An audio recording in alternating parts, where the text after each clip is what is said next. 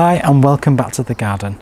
In this video I'm going to be showing you how to prune a bush rose and also how to take leaf node cuttings.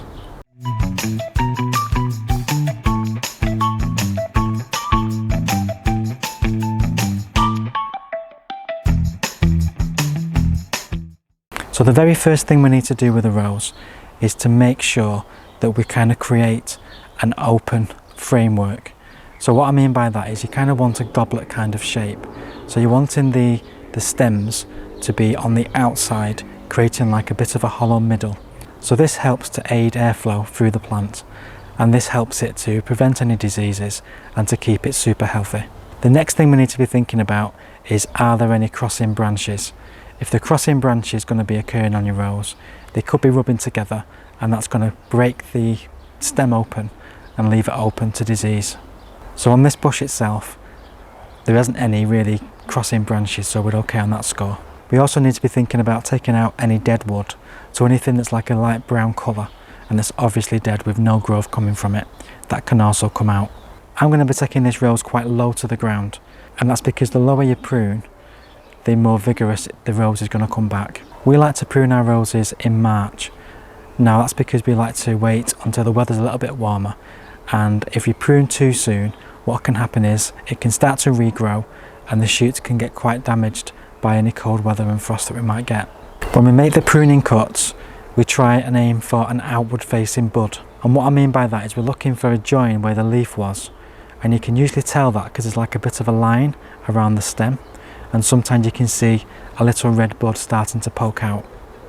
So we're going to be cutting just above where that bud is, and by cutting above it, what we're aiming to do is we're aiming to have that bud open and start to branch out into a new stem. Now after all the pruning's done, it's a good idea to mulch the rose. So we're using a combination of garden compost and some well-rotted farmyard manure. Roses are really hungry plants. If you can get hold of manure, believe me, it's the best thing for roses. So now on to the leaf node cuttings. The stems we've just taken off the plant can now be used to produce even more plants, and it can easily be done using a technique called leaf node cuttings.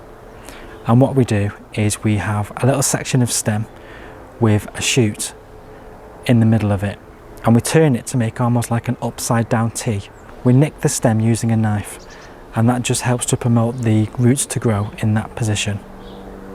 We then place that little bit of stem on the top of some compost and weigh it down with some grit.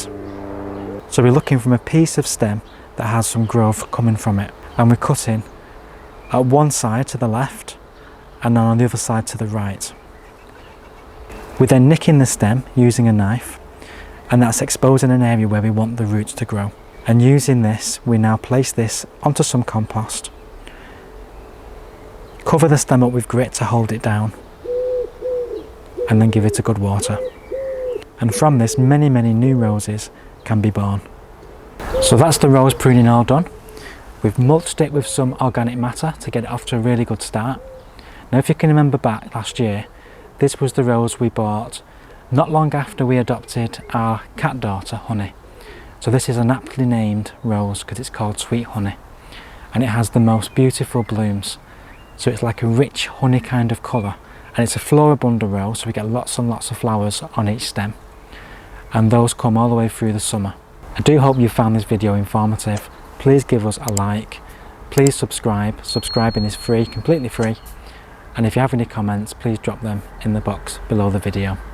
We'll see you very soon on the next one. In the meantime, please do take care.